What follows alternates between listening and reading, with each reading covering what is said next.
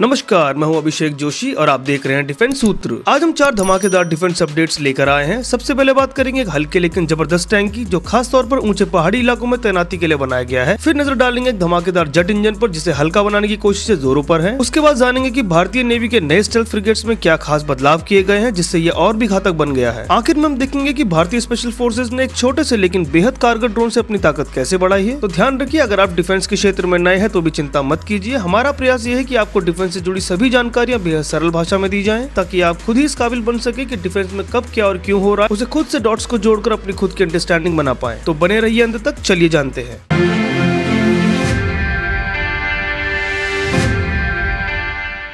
तो सबसे पहला अपडेट है जोरावर लाइट टैंक्स के दूसरे प्रोटोटाइप को लेके। लार्सन एंड टोब्रो, जिसे हम LNT भी कहते हैं, उन्होंने DRDO यानी defence research and development organisation के साथ मिलकर अपना second prototype Zorawar light tank को बनाने की शुरुआत कर दी है। ये टैंक हाई एल्टीट्यूड वॉरफेयर के लिए डिजाइन किया गया है, मतलब उन ऊंचे पहाड़ी इलाकों में जहां नॉर्मल हैवी टैंक्स को चलाने में काफी दिक्कत होती है। इंडियन आर्मी इन टैंक्स को टेस्ट करने वाली है और प्लान है कि आगे चल के 354 यूनिट्स को ली जाए। जोरावर लाइट टैंक का वेट करीब 25 टन है, पर फायर पावर मोबिलिटी दोनों काफी स्ट्रॉन्ग है। ये एक बड़ी बात है, क्योंकि हमारे जवानों को ऊंची जगह पे चलाने के लिए भी काफी पावरफुल टैंक की जरूरत है। तो जब भी कोई डिफेंस इक्विपमेंट तैयार या डिजाइन किया जाता है तो उसे बेहद हाई इंटेंसिटी पर टेस्ट किया जाता है। अगर टेस्टिंग के दौरान कोई भी कमी या सुधार की जरूरत नजर आती है तो उसे निर्माता द्वारा तुरंत अपडेट या रीडिजाइन किया जाता है, ताकि अगले प्रोटोटाइप में वो समस्याएं दोबारा ना हो। इसी वजह से हर अपडेट या प्रोटोटाइप बेहद अहम हो जाता है। ऐसे ही कुछ बेहतरीन अपडेट्स हमें दूसरे प्रोटोटाइप में देखने को मिलेंगे। दूसरी अपडेट है कावेरी डेरिवेटिव इंजन को लेके। GTRE यानी गैस टर्बाइन रिसर्च एस्टेब्लिशमेंट और DRDO मिलकर कावेरी डेरिवेटिव इंजन को डेवलप कर रहे हैं, जिसे हम KDE कहते हैं। ये इंजन करीबन 46 किलो न्यूटन थ्रस्ट दे सकता है, लेकिन इसका वेट लगभग 1100 किलो है, जो थोड़ा ज्यादा है। इस वजह से फाइटर जेट्स में जहां वेट टू थ्रस्ट रेशियो मतलब इंजन की एफिशिएंसी, मतलब कितना वेट उठा सकता है और कितनी पावर जनरेट कर सकता है, सबसे इंपॉर्टेंट होता है, इसमें थोड़ा चैलेंज क्रिएट हो सकता है। लेकिन GTRE इस इंजन को हल्का बनाने के लिए नए मटेरियल्स और कंपोजिट यूज कर रहा है। जैसे हम अपने बैकपैक से एक्स्ट्रा चीजें निकालते रहते हैं ताकि हम तेज चल सकें, सेम तरह से ये लोग इंजन से एक्स्ट्रा वजन कम करने की कोशिश कर रहे हैं। चाणक्य ने कहा है, जरूरी चीजें संभालो वरना बोझ ही तुम्हारी रफ्तार को रोक देंगे। यूजुअली ये डेवलपमेंट्स तब देखे जाते हैं जब एक प्रोडक्ट पहले से तैयार हो गया हो और उसके बाद उसमें और R&D करके उसको और रिफाइन किया जा रहा हो। तीसरी अपडेट है हमारे तलवार क्लास फ्रिगेट्स के ऊपर। इंडियन नेवी ने अपने नए तलवार क्लास फ्रिगेट्स, मतलब जो नेवी के वॉरशिप जो पेट्रोलिंग, स्कॉटिंग और मल्टी रोल मिशंस के लिए यूज होते हैं, को अपग्रेड किया है। पहले इनमें A190E नेवल गन यूज होती थी, अब उसकी जगह A192M नेवल गन यूज हो रही है, जिसकी रेंज और एक्यूरेसी काफी ज्यादा इंप्रूव्ड है। इसके अलावा ट्विन आर्म लॉन्चर से मूव करके वर्टिकल लॉन्च सिस्टम को इंस्टॉल किया गया है, जिसमें मिसाइल सब वर्टिकल पोजीशन से लॉन्च की जाती हैं, शिथिल वन एयर डिफेंस सिस्टम के लिए। BLS से नेवी को ज्यादा मिसाइल स्टोर और लॉन्च करने का मौका मिलता है और स्पीड से रीलोड भी किया जा सकता है। समझ लीजिए किसी वॉर सिचुएशन में आपके पास कम गोलियां हो चलाने के लिए, बट इस बार आपके पास कहीं ज्यादा और फास्ट सिस्टम हो दुश्मनों पे बरसाने के लिए। बस यही इंप्रूवमेंट इस बार तलवार क्लास फ्रिगेट्स के साथ हुआ है। ये स्टेल्थ फ्रिगेट्स की रडार सिग्नेचर को कम करता है, मतलब दुश्मन के लिए इन्हें ट्रैक करना और भी मुश्किल हो जाएगा। और लास्ट अपडेट है इंडियन आर्मी के पैरा स्पेशल फोर्सेज के लिए ब्लैक हॉर्नेट नैनो ड्रोन्स को लेने का। स्पेशल फोर्सेज पैरा यूनिट यानी आर्मी की वो एलीट यूनिट जो डिफिकल्ट और क्रिटिकल मिशंस करती है, जैसे सर्जिकल स्ट्राइक, 200 और ब्लैक हॉर्नेट नैनो ड्रोन्स के लिए ऑर्डर किया है। ये छोटे छोटे ड्रोन बस 16 सेंटीमीटर लंबे और 2.5 सेंटीमीटर चौड़े होते हैं और वेट में सिर्फ 18 ग्राम। ये बहुत ही छोटे ड्रोन होते हैं जो सर्विलेंस और रिकॉनेसेंस के लिए यूज किए जाते हैं, मतलब आपके छोटे से पेन से बस थोड़े से बड़े। इस ड्रोन की रेंज लगभग 2 किलोमीटर तक होती है और ये रियल टाइम वीडियो और इमेजेस ट्रांसमिट कर सकते हैं। स्पेशल फोर्सेस के लिए एकदम बेस्ट ड्रोन है, क्योंकि उन्हें कोवर्ट ऑपरेशंस करने होते हैं जिनमें उन्हें स्टेल्थ और स्पीड दोनों चाहिए होती है। इस टेक्नोलॉजी से इंडिया के पैरा कमांडोज और भी ज्यादा तैयार हो गए हैं इस तरह के ऑपरेशंस करने के लिए। देश की डिफेंस जर्नी में 4 अपडेट्स एक नया चैप्टर लिख रहे हैं। जोरावर लाइट टैंक्स हमारी आर्मी को हाई एल्टीट्यूड वॉरफेयर में एक नया एज देगा, जबकि कावेरी डेरिवेटिव इंजन से हमारे फाइटर जेट्स और ज्यादा पावरफुल और एफिशिएंट हो जाएंगे। नेवल स्टेल्थ फ्रिगेट्स में नए वेपन्स और VLS सिस्टम के आने से हमारी नेवी के नेवल डोमिनेंस और बढ़ जाएगी और ब्लैक हॉर्नेट नैनो ड्रोन से स्पेशल फोर्सेस की सर्विलेंस और रिकॉनेसेंस कैपेबिलिटीज एकदम नेक्स्ट लेवल की हो जाएगी। ये सब इस बात का सबूत है कि न सिर्फ इंडिया आगे बढ़ रहा है, बल्कि अपनी डिफेंस नीड्स को इंडिजिनसली फुलफिल भी कर रहा है। देश के अंदर R&D, मैन्युफैक्चरिंग और आर्म फोर्सेस की सिनर्जी इंडिया की मिलिट्री स्ट्रेंथ को कंसिस्टेंटली मजबूत बना रही है और इसी तरह हम सबके साथ मिलकर भारत की सुरक्षा और सम्मान के लिए निरंतर काम करते रहेंगे। आज के लिए इतना ही दोस्तों। आपको ये डिफेंस अपडेट्स कैसे लगे हमें जरूर बताएं। अगले एपिसोड में फिर मिलेंगे नए अपडेट्स के साथ। तब तक के लिए वीडियो को लाइक एंड सब्सक्राइब कीजिए। मैं हूं अभिषेक जोशी और आप देख रहे थे डिफेंस सूत्र। जय हिंद।